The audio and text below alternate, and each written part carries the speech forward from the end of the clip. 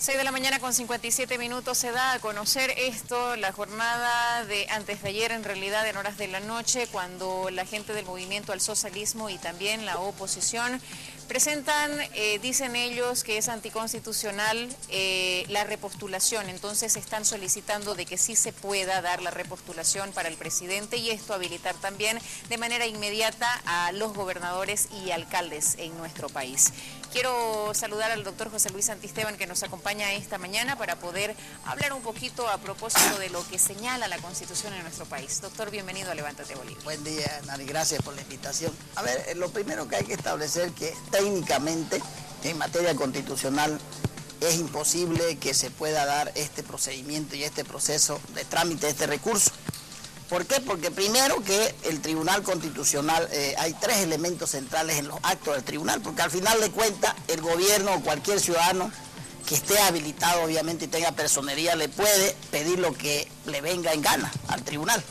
Finalmente el tribunal, que es el contralor de la constitucionalidad, es el guardián del texto constitucional, establece como función principal resguardar el orden constitucional, o sea, la constitución política del Estado. Entonces, lo que uno puede advertir es que el tribunal no tiene competencia ni atribuciones para modificar el texto constitucional, es decir, para dejar sin efecto uno de los artículos, siquiera un artículo. Ese es el primer elemento, es decir, no se sabe en base a qué el tribunal va a fallar. El segundo elemento es que el tribunal tampoco tiene capacidad y competencia para modificar resultados de los referendos. Es decir, le está preguntando y le está pidiendo en ese recurso que deje sin efecto o deje inaplicable, que es lo mismo, no se aplique el artículo 168, por el cual la soberanía popular, que es la máxima expresión de la democracia directa, estableció que ese artículo quedaba intacto en la Constitución. Probablemente si el sí hubiera ganado, no estuviéramos discutiendo nada, tuviera ese artículo modificado, pero el no ganó. Ya hubo una consulta popular. Ahora, ¿existe alguna manera para que el Tribunal Constitucional diga que esto es viable? Usted me habla de que la Constitución se lo prohíbe y que ellos no pueden cambiar los artículos de la Constitución, mucho más cuando hay un referéndum que respalda que la población le dijo no a la repostulación del presidente Evo y, bueno, las autoridades que también hubiesen querido estar seguramente más gestiones en el poder. Pero ¿hay alguna manera, doctor, que puedan ellos dar viabilidad a esta petición? A ver, la única manera que hay que el tribunal pueda decir sí y declarar procedente ese recurso es primero que cometa prevaricato, segundo que dicte una resolución contraria a la Constitución, que también es delito, y tercero hay un delito nuevo ingresado en la Constitución y en el texto penal, que es la traición a la patria, cuando usted atenta contra la unidad del Estado. Entonces lo que haría el tribunal es desconocer el acto plebiscitario el 21 de febrero y lo que haría es fallar al margen de la Constitución y al margen de las leyes. Es decir, ir más allá ultrapetita de lo que no le da la ley ni la Constitución y fallar y habilitar a alguien que está inhabilitado y destruir el texto constitucional. Entonces es la única forma en la que puede hacer. Ojo, ¿no? Los delitos no prescriben. Y tarde o temprano esos magistrados, si llegan a hacer una tamaña barbaridad constitucional como esta, por ejemplo, estarían sometidos por siempre a que la ley los persiga. Ese es un elemento esencial. Hay mucha gente que obviamente no cree en la institucionalidad de la justicia, porque obviamente hasta el propio presidente le ha dicho que es una justicia que huele a azufre, es una justicia podrida. Es la misma justicia que la Asamblea Legislativa puso a consideración de los ciudadanos en el 2011. Es la misma justicia también, y esto es importante decirlo, que falló y le dijo este artículo 168 al presidente: usted puede ser reelecto por segunda y última vez del 2015 al 2020. Es el mismo recurso que plantearon los asambleístas que aprobaron la ley de aplicación normativa y le consultaron al tribunal mediante una demanda y consulta si estaba bien que se reelija por segunda vez, y la tercera vez la hicieron segunda, la que es ahorita, y les dijo, o sea, ya falló el tribunal sobre el artículo. Ahí no había violación de derechos humanos. Esa es otra confusión que está lanzando también los ciudadanos que son del gobierno. ¿Por qué? Porque los derechos humanos son derechos a la vida misma de la persona, la salud, la educación, el acceso a los servicios básicos, el acceso a una vida digna, los derechos políticos, y además los clasifica el Pacto de San José, Costa Rica. Hay un artículo 23 que señala, del Pacto de San José, que señala cuáles son los derechos políticos. Esos derechos políticos del Pacto de San José de Costa Rica están en el artículo 26 del texto constitucional actual. Y hay dos artículos más del Pacto de San José de Costa Rica, que es el 30 y el 32, que establecen los límites a la vida política de la gente. Es decir, en otras palabras, el Pacto de San José de Costa Rica dice que la vida individual de los ciudadanos no está por encima del interés común. Esa es la restricción, donde empiezan los derechos de los demás. Y así lo dice textualmente el Pacto de San José de Costa Rica.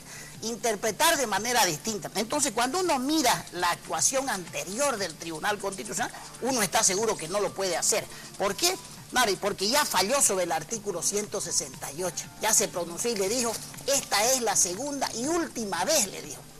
Y lo ratificó el Tribunal Constitucional, más allá que lo admita o no lo admita el recurso. Porque además es un tribunal que está de salida, ¿no? Vamos los bolivianos a hacer una nueva elección para autoridades judiciales y en 45 días, dicen, tendría que manifestarse. La normativa dice así, que este tiempo es para manifestarse. Técnicamente en el procedimiento es imposible. Le voy a explicar así rapidito. Los recursos abstractos de inconstitucionalidad, lo primero que hace el tribunal, si es que pasa los requisitos de admisión, que no debería pasar porque le están preguntando a alguien que falle sobre una cosa juzgada que él mismo dictó. Probablemente si fuera el otro tribunal daría lugar a que lo analice, el que venga en enero. Es decir, a estos ciudadanos que están cerrando la puerta y apagando la luz en una gestión nefasta de 6 años, le han dicho falle sobre el texto constitucional, pero ellos mismos ya fallaron. El otro tema de fondo es que procedimentalmente este recurso sigue el siguiente procedimiento. En caso de admisión de la demanda, se notifica, dice la ley, se notifica, dice el procedimiento de la ley, a quien dictó la norma. Es decir, ¿sabe qué tiene que hacer el tribunal? Notificarla a toda la Asamblea Constituyente, notificarlo al Congreso Nacional. Es decir, tiene que notificar a la gente que dictó la norma que fue, y notificarnos a toditos los que votamos sí y no. Entonces, después dice notificada con la demanda el procedimiento, se dictará la resolución en 45 días, dice. No es que desde ahora le corren los 45 días. Entonces, fíjese usted que técnicamente en el procedimiento es imposible. ¿Qué va a hacer el tribunal? ¿Va a fallar sin notificar a nadie? ¿Va a fallar, o sea, sobre lo que la Constitución no le da? Entonces, ¿qué le dice la Constitución? Estas son atribuciones del Tribunal Constitucional. Fallar en los recursos abstractos. Cuando una ley, carta orgánica o estatuto violente, dice, o contradiga el texto, contravenga el texto constitucional. Aquí no hay nada de eso. Por eso es que el recurso, ¿no es cierto?, entre comillas, avivado, defectuoso, el recurso, ¿no es cierto?, atípico, porque no existe ese procedimiento. Dice, le demandamos los articulitos de la ley de régimen electoral y le pedimos la inaplicabilidad del artículo tal, o sea, contradictorio. Usted cuando demanda la inconstitucionalidad de una ley, le dice cuál es el artículo que esa ley contradice el texto constitucional, porque la pega del Tribunal Constitucional es resguardar el texto constitucional. Ahora, escucho mucho un discurso que dice el 21 de febrero ganó la mentira. Es un discurso que da la gente principalmente del movimiento al socialismo, haciendo referencia a lo ocurrido con el caso de Gabriela Zapata en nuestro país, que fue tan comentado y que, a decir de la gente del MAS, sería la causal para que el presidente en aquel entonces, cuando todos fuimos a la votación del 21 de febrero, hubiera salido negativo para la repostulación. ¿Hay posibilidad, pregunto, de que se haga una nueva consulta a la población en cuanto a la repostulación se refiere? A ver, lo primero que puede establecer es que el gobierno, cuando utiliza ese concepto, primero que le falta respeto a todos los ciudadanos que votaron.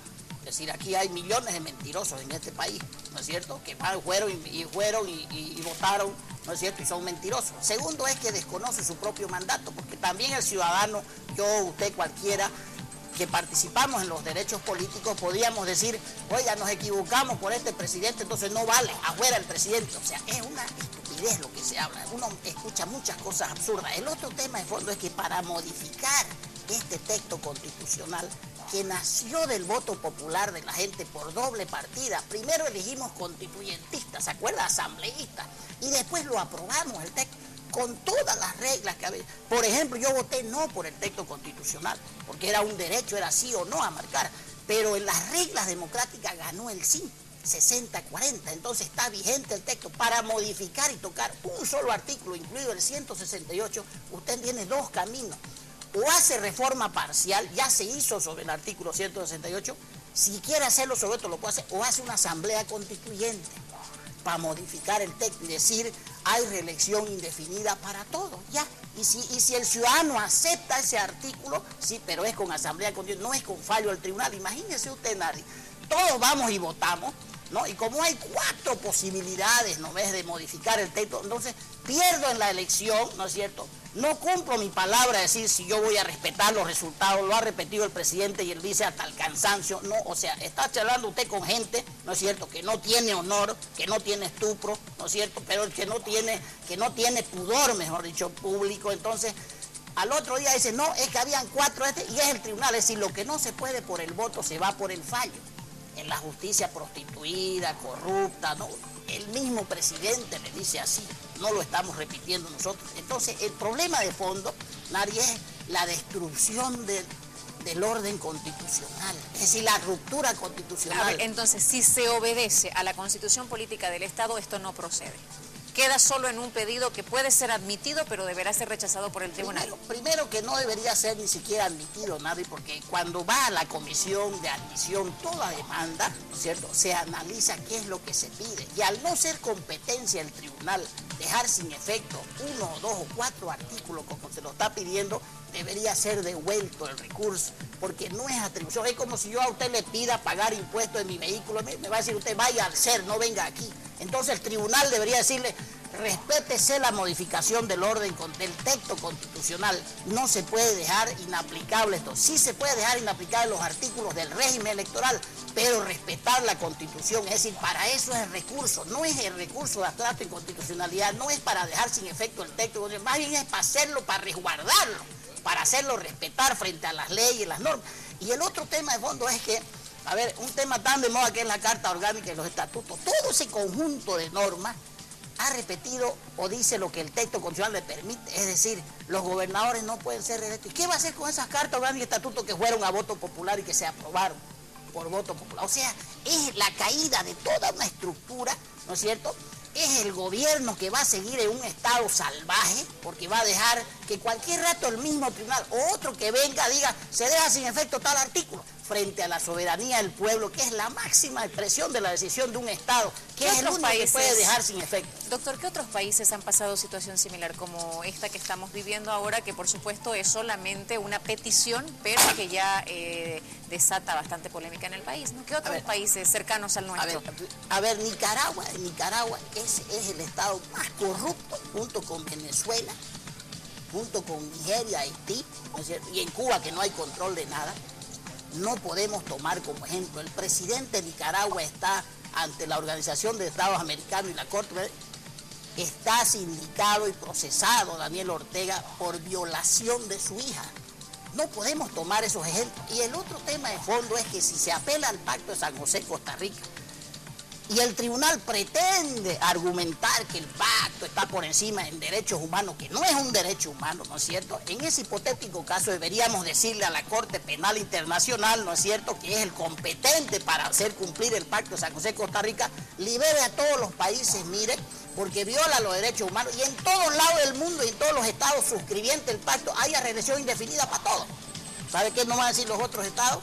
Ustedes están en un estado de hace 100 años. Claro, la alternancia. Eso ya cambió. La alternancia es la alternancia, nadie, está la norma específica, está el acto del tribunal que ya falló sobre el artículo, está esta ley que la hicieron y la aprobaron los demandantes. O sea, ¿en qué estado estamos? Por el amor de Dios, uno dice, a ver, este es un estado salvaje, este es un estado de barbarie, ¿no es cierto?, un estado natural, donde el gobernante de turno puede agarrar y hacer cualquier cosa al Tribunal Constitucional. Ese es el estado de cosas que está viviendo Bolivia, ¿no? Con la aclaración de que no son 45 días hábiles para que se pronuncie el Tribunal Constitucional. A propósito, quiero agradecerle yo al doctor José Luis Santisteban, él es abogado constitucionalista, que nos ha acompañado esta mañana para hablar de este tema. Doctor, gracias y que tenga una buena jornada.